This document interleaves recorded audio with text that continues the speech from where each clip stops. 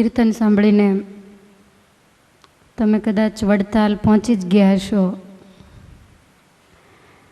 લક્ષ્મીનારાયણ દેવ, રણછોડરાય, હરિકૃષ્ણ મહારાજ, વૃંદાવન વિહારી, રાધિકાજી, ધર્મદેવ, ભક્તિમાતા, વાસુદેવ નારાયણ અને ઘનશ્યામ મહારાજ, આ બધા જ દેવના દર્શન ચાલુ કીર્તને આપણને વગર વીડીએ થઈ ગયા હશે.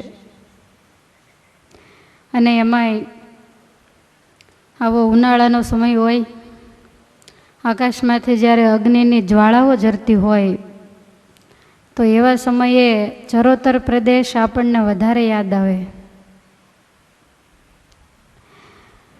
હજુ તો ચૈત્ર માસ ચાલે છે, એમ છતાં પણ ગરમીને જોતા પેલા કવિના શબ્દો યાદ આવે. આવ્યો આવ્યો બળબળ થતો, દેખ જોગી ઉનાળો, વાવ વૈશાખી પ્રબળ વહતા અને ઉડતી અગ્નિ જ્વાળો. 4:30 વાગ્યા હોય તો એમ લાગે કે હજુ 12 વાગ્યા છે.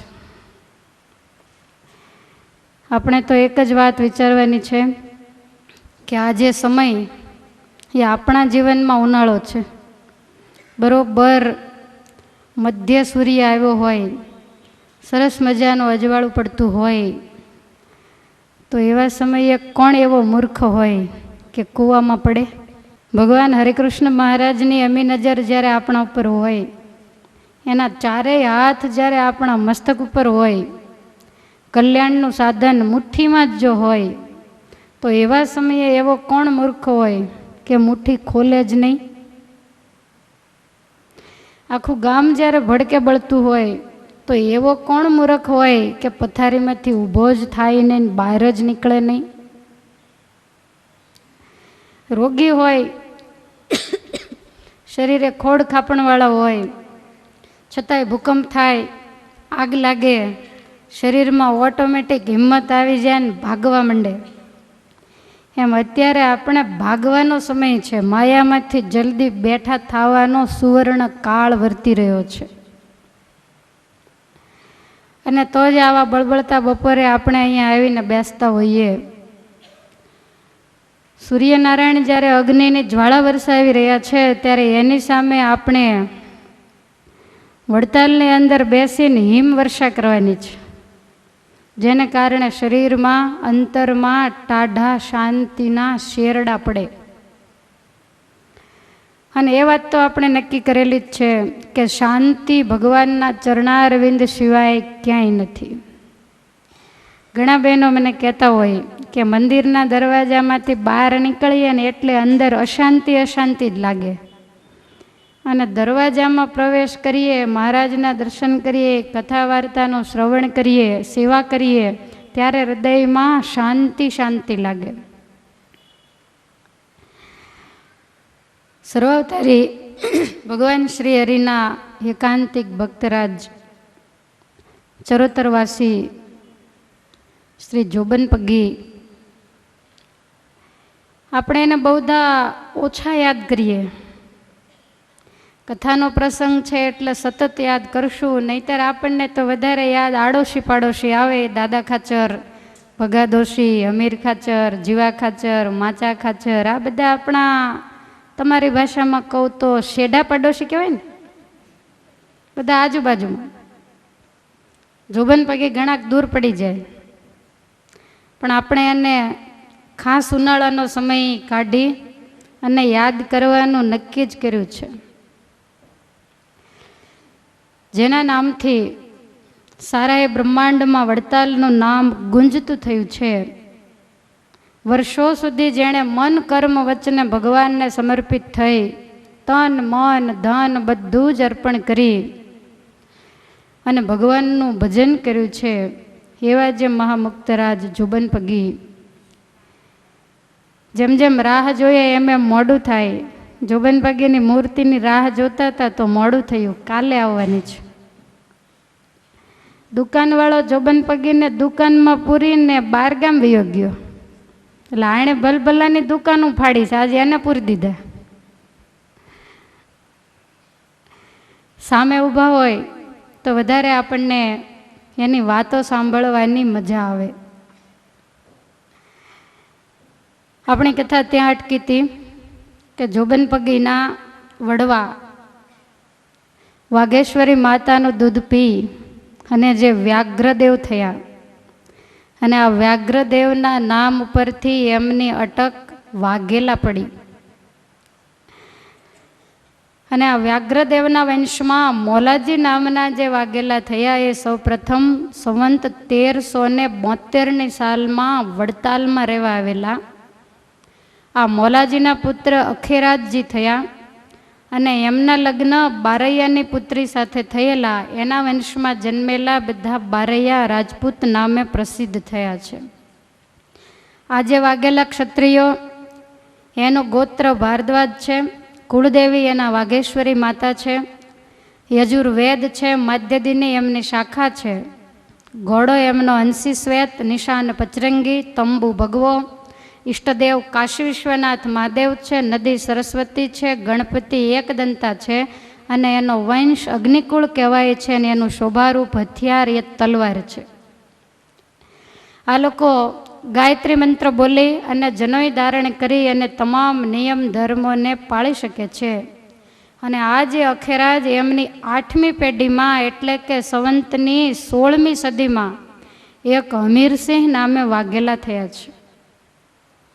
અને આ હમીરસિંહજી મહાશુરવીર, ઉદાર, ભક્ત હૃદયના અને સાધુ સંતોમાં અતિશય હેતવાળા હતા. પગેરું કાઢવામાં બહુ હોશિયાર હતા. આવા ટેકીલા જે ભગવાનના ભક્ત હોય એને જ્યારે સમય આવે ને ત્યારે ભગવાન યશ અને કીર્તિ અપાવતા હોય છે. હવે આ લોકો પગી કેમ કહેવાયા એ કથા તમને સંભળાવું છું.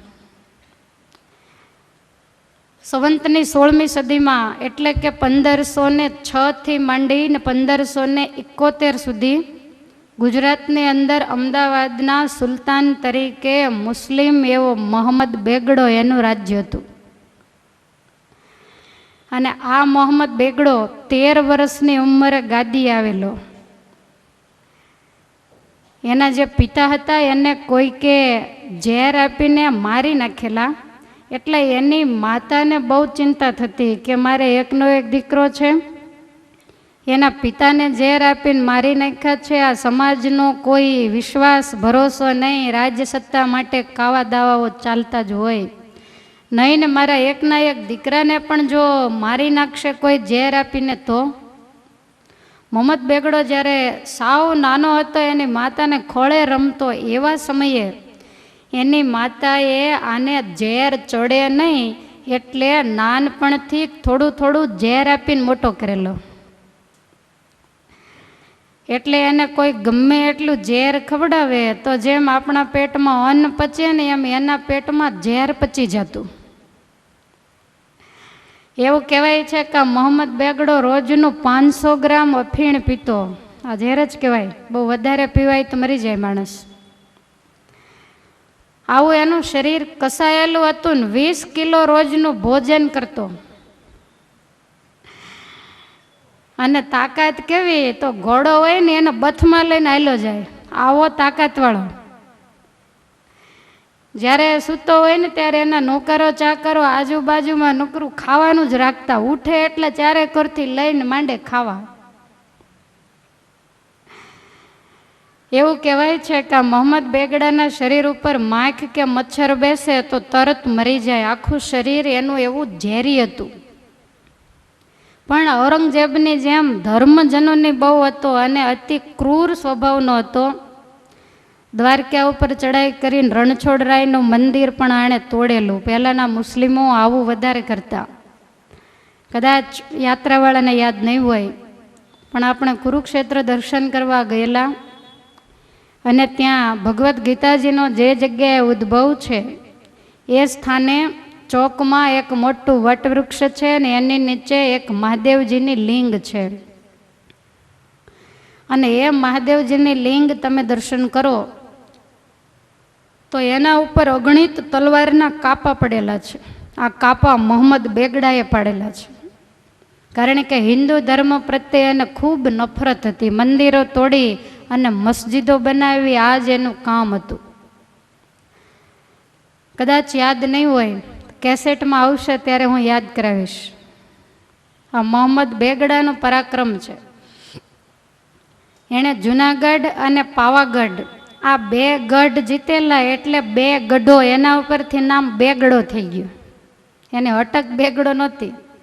તમને કદાચ એમ થાય કે જોબન પગીને પડ્યા મેલીના બેગડાને ક્યાં લીધો, પણ આ કથા એની જોડે જોઈન્ટ છે. એટલે પોતાને ફરવા માટે એણે મહેમદાવાદ શહેર વસાવેલું, અને આ મહેમદાવાદમાં એનું મોટું હાથીખાનું હતું ને એમાં એ 360 હાથી રાખતો અને હાથીની સાથે કાયમ કુસ્તી કરતો. પાવાગઢના રાજા, પાવાગઢને બીજું નામ ચાંપાનેર પણ કહેવામાં આવે છે, ત્યાંના રાજા જયસિંહ ચૌહાણ હતા. હવે બીજો ઇતિહાસ ચાલુ થાય છે, પછી 2 ઇતિહાસ ભેગા થશે. તો એનો પરાજય કરી જયસિંહ ચૌહાણનો, અને આ બેગડાએ 1545માં પાવાગઢ જીતેલું. આજ પણ પાવાગઢ જે ગયા હશે એને ખબર હશે, છેક ઉપર માતાજીનું મંદિર છે અને એની જ સામે એક મોટી મસ્જિદ છે. આ મોહમ્મદ બેગડાની નિશાની છે. હવે આ જે જયસિંહ, એના પુત્ર પ્રતાપસિંહ હતા, અને આ પ્રતાપસિંહ મહા અભિમાની હતા. પોતાના પિતાનું રાજ્ય બેગડાએ જીતી લીધું. પછી આ પ્રતાપસિંહ જ્યારે મોટા થયા ત્યારે એણે ફરીવાર પરાક્રમ એકઠું કરી અને બેગડાની સાથે યુદ્ધ કરી અને ચાંપાનેર કહેતા પાવાગઢ એને પાછું લઈ લીધું. હવે આ પ્રતાપસિંહના રાજગુરુ હતા એ મહાસમર્થ હતા. એક વખત એના રાજગુરુ રાજસ્થાનના ગઢ ગાંગરણથી પાવાગઢ આવવા માટે નીકળેલા, અને પાવાગઢ જ્યારે 5 ગાંવ દૂર રહ્યું ત્યાં એમણે પડાવ નાખ્યો અને એક ઘોડેસવાર દોડાવી અને પાવાગઢ મોકલીને પ્રતાપસિંહને કહેવડાવ્યું છે કે હું પાવાગઢ આવું છું. આ રાજગુરુઓનું સ્વાગત અને સન્માન વગેરે કરવું પડે. હવે આ સમાચાર મળ્યા એટલે પ્રતાપસિંહ રાજાએ પોતાનો વેરો રાણો કરીને એક પટાવત હતો, એ પટાવતને કહ્યું કે ગુરુ મહારાજ પધારે છે, 500 ઘોડેસવાર લઈ, સામૈયું લઈ અને તમે ગુરુ મહારાજને પાવાગઢ લઈ આવો. ત્યારે પટાવત કહે છે કે રાજા સાહેબ, હું તો 500 માણસોને લઈને ગુરુનું સ્વાગત કરીને આવું, પણ જ્યારે તમારા રાજગુરુ પધારતા હોય ત્યારે એનું સન્માન કરવા તમારે જાતે જ જવું એ બહુ યોગ્ય રહેશે. આપણી આ સંસ્કૃતિ છે કે ગમે એવો મોટો હોય પણ જ્યારે એના ગુરુ પધારતા હોય, ભગવાન રામચંદ્રજી હતા તોય વશિષ્ઠ, વિશ્વામિત્ર જ્યારે રાજ કચેરીમાં પ્રવેશ કરે, ભગવાન તરત ઊભા થઈ જતા અને એનું સ્વાગત કરતા.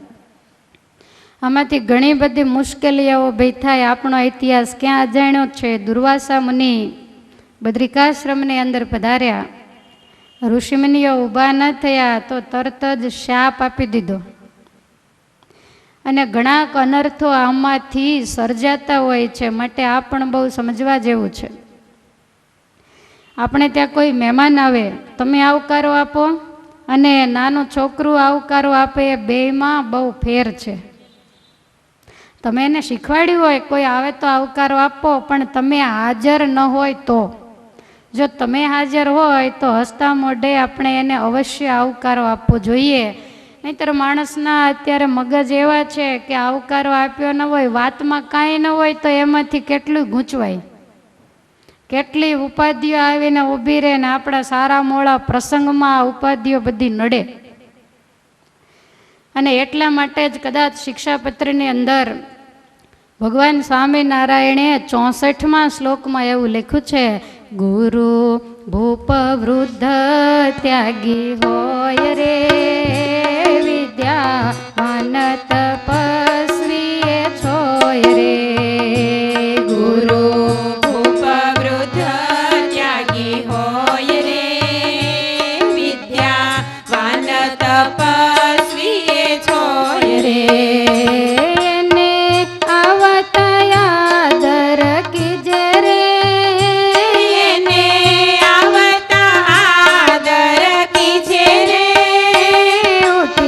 મીઠું બોલી મન દીજે રે, હો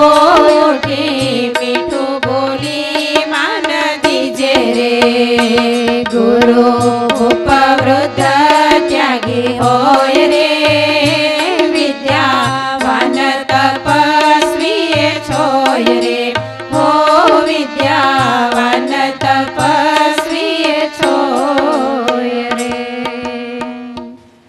નિષ્કુળાનંદ સ્વામીએ શિક્ષાપત્રી ભાષામાં લખ્યું છે. આપણે કાયમને માટે વાંચીએ છીએ ગુરુ, રાજા, પ્રતિષ્ઠિત, ત્યાગી, તપસ્વી અને વિદ્વાન આ 6 માણસનું સામે જઈ અને સન્માન કરવું. પટાવત વેરા રાણાએ ઘણું સમજાવ્યા, પણ છતાંય રાજાને એ વાત મનાણી નહીં. પોતે સામે જઈ અને સન્માન કર્યું નહીં. ભગવાન શ્રી હરિએ વચનામૃત મધ્યના 25માં કહ્યું છે, સ્વયં પ્રકાશાનંદ સ્વામીના પ્રશ્નના જવાબમાં સ્વામી કહે છે, ભગવાન અતિશય રાજી થાય એવું કયું સાધન છે?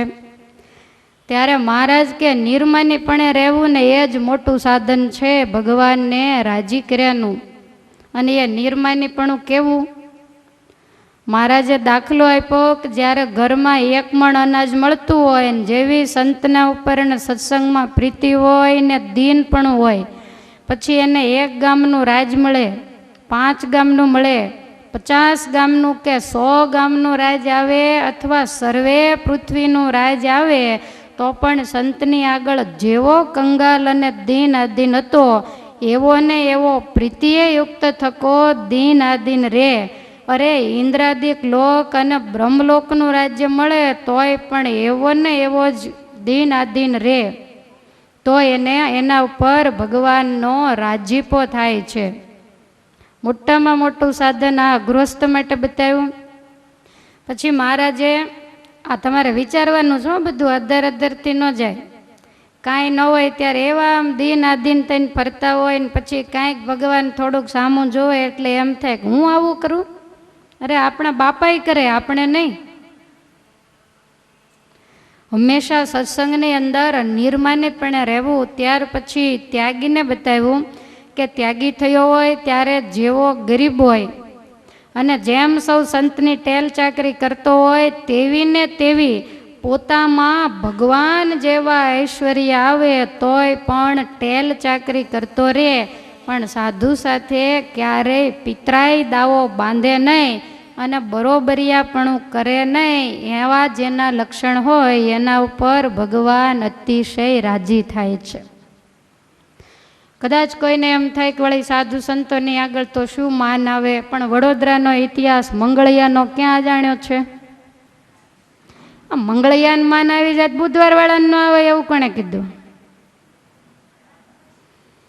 તો મંગળિયો જ હતો. ગોપાળાનંદ સ્વામીએ જરાક સામું જોયું ત્યાં મંગળદાસ થયા, પણ આ મંગળદાસ પણ એને હદ્યું નહીં. ગોપાળાનંદ સ્વામીનો દ્રોહ કર્યો. સ્વામીને ક્યાં વિવેકનો છાંટોય છે? સ્વામી કે મારે વિવેક ખરેખર નથી, તું મંગળિયો જ બરોબર હતો, તને મંગળદાસ કર્યો એ જ મારી ભૂલ. અને થોડા દિવસમાં પાછું હતું એમનું એમ થઈ ગયું, મંગળદાસ મટી ગયા. માટે ગમે તેવી મોટાઈ મળે પણ છતાંય ક્યારેય પણ સત્સંગની અંદર પોતાના અહમને બહાર નીકળવા દે નહીં અને હંમેશા અહમથી પર રહે તો એના ઉપર ભગવાનની પ્રસન્નતા થાય. આ બાજુ પટાવત વેરા રાણાની વાત પ્રતાપસિંહ રાજાએ માની નહીં. રાજા સામે ગયો નહીં. પટાવતને એમ થયું કાંઈ વાંધો નહીં, 500 ઘોડાને લઈ અને આ વેરા રાણા ગુરુની સામે ગયા છે. દૂરથી જ્યારે વેરા રાણાને જોયો એટલે ગુરુએ વિચાર કર્યો કે રાજા નથી આવ્યો, ખરેખર મારો શિષ્ય તો રાજા છે. બ્રાહ્મણને દુઃખ થયું. મનમાં એમ થયું કે જેની કૃપાથી તને રાજ મળ્યું છે અને એની સામે આવતા આજ તને શરમ લાગી. એક દિવસ પાવાગઢનું રજવાડું જ્યારે મોહમ્મદ બેગડાએ લઈ લીધેલું ત્યારે મહારાજ પગ પકડીને કરગરતો હતો અને આજ ભગવત કૃપાથી એને આ રાજ્ય મળ્યું, તો આજ એને મારી સામે આવવામાં પણ શરમ લાગી. એટલે ગુરુ થોડાક કોચવાયા અને કોચવાયેલા ગુરુ એમ બોલ્યા કે જા તારા રાજ્યનું પતન થશે. હવે આ શબ્દ વેરા રાણાએ સાંભળ્યા અને સમાચાર તરત જ રાજાને આપ્યા. પાણી આવતા પહેલાં પાળ બાંધો હજી ગુરુની માફી જો માગી લ્યો તો તમારું રાજ રહેશે. અને આ સમાચાર મળ્યા એટલે તરત જ પ્રતાપસિંહ દોડતા ગુરુ પાસે ગયા. પગમાં પડી બે હાથ જોડી મસ્તક નમાવીને માફી માગી છે. ગુરુદેવ, મારી ભૂલ થઈ, ચોરું કચોરું થાય, માવતર કમાવતર ન થાય. મને અભિમાન આવે, પણ તમે ક્રોધ શા માટે કર્યો? મારા ગુનાને તમે માફ કરો. આવી રીતે માફી માગીને પોતાના રાજ્યમાં ગુરુને તેડી લાવ્યા. ખૂબ સેવા ચાકરી કરી. ગુરુ તો રાજી થયા, પણ આ પ્રતાપસિંહને અંદર એક અહમનો કાંટો રહી ગયેલો, થોડુંક અભિમાન ખરું. હવે એમ કરતાં ભાદરવો મહિનો આવ્યો અને એમાંય શ્રાદ્ધ પક્ષ આવ્યો. એક દિવસ ગુરુને કહે છે કે ગુરુદેવ, તમારા પિતાજી જ્યારે મારા પિતાને શ્રાદ્ધ વગેરે કરાવતા ત્યારે મેં એવું સાંભળ્યું છે કે પિતૃઓ હાથો હાથ પિંડને ગ્રહણ કરતા. તો તમારામાં એવી કંઈ શક્તિ છે કે માત્ર શાપ જ આપી જાણો છો? એટલે આવી ઠેકડી કરી. મોટાની ક્યારેય પણ મજાક મશ્કરી કરાય નહીં. આવું જ્યારે કહ્યું ત્યારે ભૂદેવ કહે છે કે હું કહું એટલો સર સામાન જો તું લાવી આપે તો હું પણ હાથે હાથ પિંડ અપાવું. એટલે તરત જ રાજાએ સામગ્રી લખાવી. બ્રાહ્મણે જે પ્રમાણે કહ્યું એ પ્રમાણે બધી વસ્તુઓ પિતૃતર્પણ માટે લખી. રાજાએ બધી જ સામગ્રીને મગાવી, પણ આ ભૂદેવે એની અંદર એક સફેદ હાથી લખેલો. બધી વસ્તુ મળી, પણ હવે સફેદ હાથીની તપાસ કરી પણ ક્યાંય મળ્યો નહીં. પ્રતાપસિંહ રાજા મૂંઝાયા. એણે પટાવત વેરા રાણાને કહ્યું છે કે હવે સફેદ હાથી એક બાકી છે, તો ક્યાં મળશે?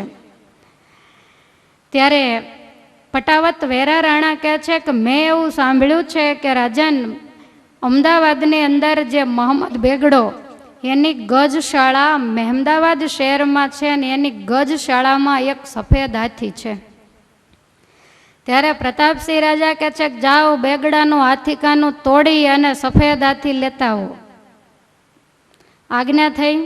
એટલે વેરા રાણા 300 ચુનંદા સૈનિકોને લઈ અને મહેમદાવાદ ગયા છે. રાત્રિનો સમય. હાથીને સાચવનારા જે કોઈ હોય એ પણ બધા રાત્રે તો સૂતા હોય. ગજશાળાનો દરવાજો બંધ હોય. પણ એમ કહેવાય છે કે આ વેરા રાણાએ ખભાથી જરાક ધક્કો માર્યો, ત્યાં તો હાથીખાનાનો દરવાજો તૂટીને હેઠો પડ્યો. આ કેવા હશે બધા? દરવાજો ખેડવીને અંદર પ્રવેશ કર્યો.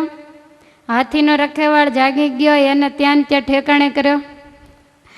એની સાથે યુદ્ધ કરી. જેટલા વચ્ચે પડાય બધાને મારી 360 હાથીઓનું ટોળું લઈને પાવાગઢ તરફ ભાગ્યા. હવે આની જાણ અમદાવાદમાં મોહમ્મદ બેગડાને થઈ એટલે તરત જ વિશાળ લશ્કર પાછળ મૂક્યું. વેરા રાણાને ખ્યાલ આવી ગયો કે મોહમ્મદ બેગડાનું લશ્કર આવે છે ને એના લશ્કરને આ દુનિયામાં કોઈ પહોંચે નહીં. મારે મારા માલિકને સફેદ હાથી આપવો એ વાત પણ સાચી છે. એટલે આ પટાવતે બહુ બુદ્ધિ વાપરી. પાછળ લશ્કર આવતું હતું ને જ્યારે લશ્કર થોડુંક નજીક આવે ને એટલે વેરો રાણો 5 હાથીને સામા મોકલે. હવે 5 હાથીઓને દોડાવતો લઈ ગયો એની ગાંડા થયેલા હાથી. તો એ 5 હાથી જ્યાં પાછા વળે ને ત્યાં તો બેગડાના સૈન્યની અંદર ભાગાભાગ થઈ જાય. બધા આડાવડા માંડે થવા, અને આ બાજુ પટાવત બીજા હાથીને દોડાવે જાય. વળે 5 હાથીને કબજે કરીને લશ્કર પાછળ થાય ને એમ થાય કે નજીક આવ્યું એટલે બીજા 5 હાથી છોડે.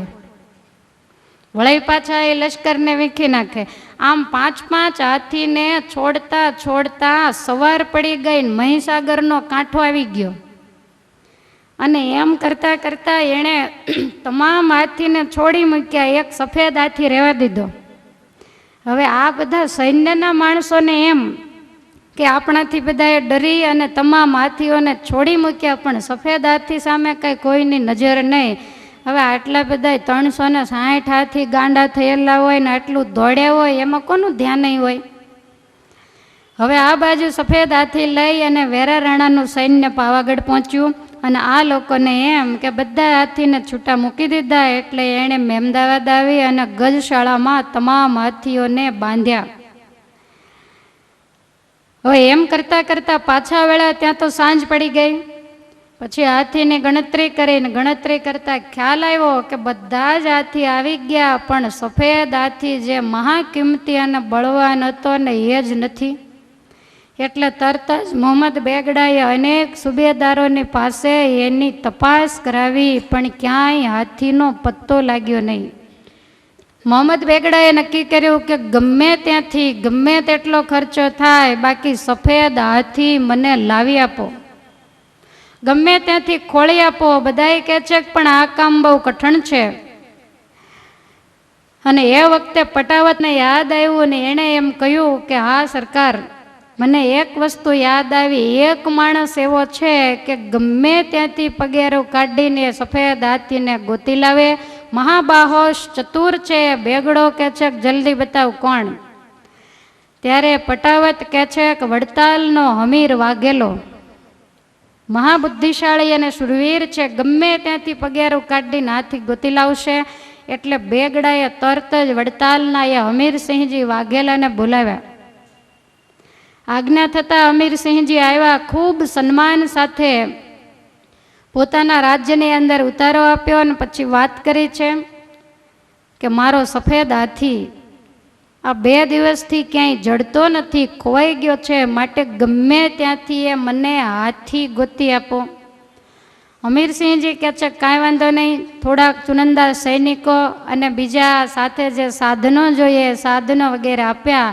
એટલે વાઘેલાએ હાથીનું પગેરું કાઢ્યું. સફેદ હાથીના પગલાને ખોળતા ખોળતા મહેમદાવાદની ગજશાળામાંથી નીકળ્યા. 360 હાથી હતા, એમાં પગલાં કેમ ઓળખવા? કાળા હાથીનું પગલું એવું જ હોય ને સફેદનું પગલું એવું જ હોય.